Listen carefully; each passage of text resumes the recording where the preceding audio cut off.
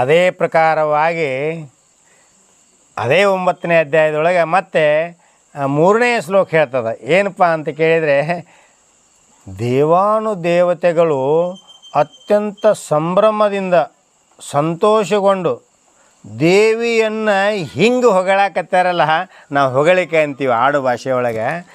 ಅಮ್ಮ ಜಗನ್ಮಾತೆ ಶ್ರೀದೇವಿ, ನಿನ್ನ ತೇಜಸ್ಸುಗಳೇ ಜೀವರು, ಸರ್ವ ಜೀವಿಗಳು ಏನದವಲ್ಲ ಆ ದೇವಿ ನಿನ್ನ ತೇಜಸ್ಸುಗಳೇ ಜೀವರು, ನಿನ್ನ ತೇಜಸ್ಸುಗಳೇ ಶಿವರು, ನಿನ್ನ ತೇಜಸ್ಸುಗಳೇ ನಾನಾ ತತ್ವ ಭೂತಗಳು.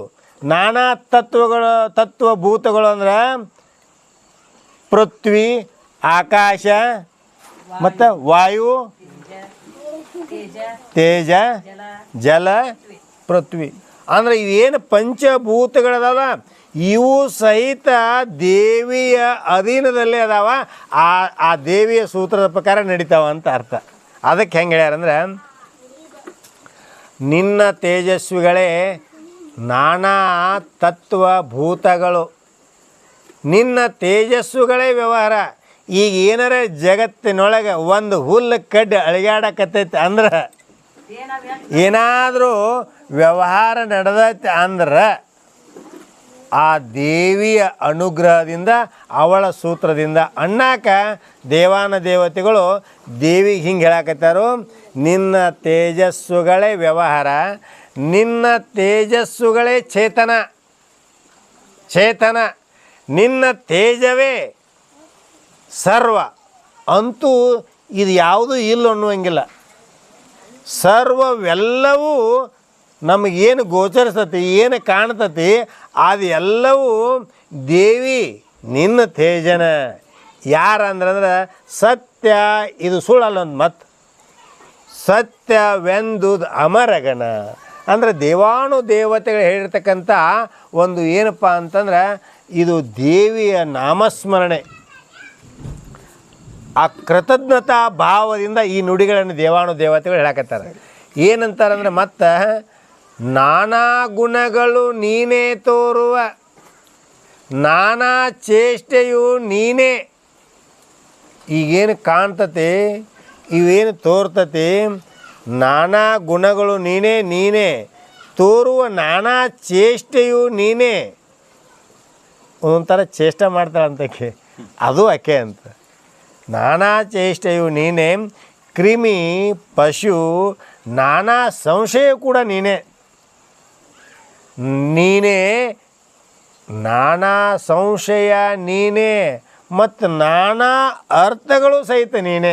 ಎಷ್ಟು ಅದ್ಭುತ ಹೇಳ್ಯಾರ. ನಾನಾ ಅರ್ಥಗಳದುವೆ ನೀನೇ, ನಾನಾ ಭಕ್ತಿಯು ನೀನೇ ಇರುತ್ತೀಯೇ.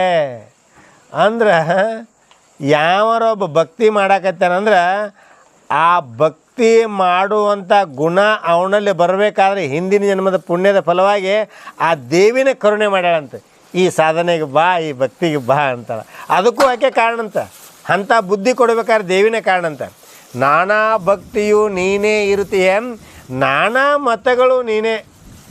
ಈಗೇನು 12 ಮತಗಳು ಹೇಳಕತ್ತಿರೋ, ನಾ ಬೇರೆ ನೀ ಬೇರೆ, ಎಲ್ಲ ದೇವಿನ ಅಂತ. ನೀನೇ ಭೇದಿಯ ಮತ್ತು ಭೇದ ಮಾಡಿ ಮಾತಾಡ್ಸಾಕಿವಿ ನೀನು, ಆ ಭೇದವನ್ನು ತೋರ್ಸಾಕಿವಿ ನೀನು. ನಾನಾ ಭೇದ ನೀನು, ನಾನಾ ಜಾತಿಯು ನೀನೇ, ನಾನಾ ಕುಲಗಳು ನೀನೇ. ನೀನೆಯು ಎಲ್ಲ ನೀನವ ದೇವಿ ಎಂದುದು ಅಮರಗಣ. ಎಲ್ಲವೂ ನೀನೇ ಅಂತಕ್ಕಂಥ ಮಾತನ್ನು ದೇವಿ ಹೇಳ್ತಾಳೆ. ಮತ್ತು 5ನೇ ಶ್ಲೋಕ ಒಂದು ಭಾಳ ಚಂದ ಹೇಳ್ತತಿ. ಸತಿಯು ಪುರುಷನು ನೀನೇ ಆಗಿಯೇ, ಸುತರು ಎಂಬರು ನೀನೇ,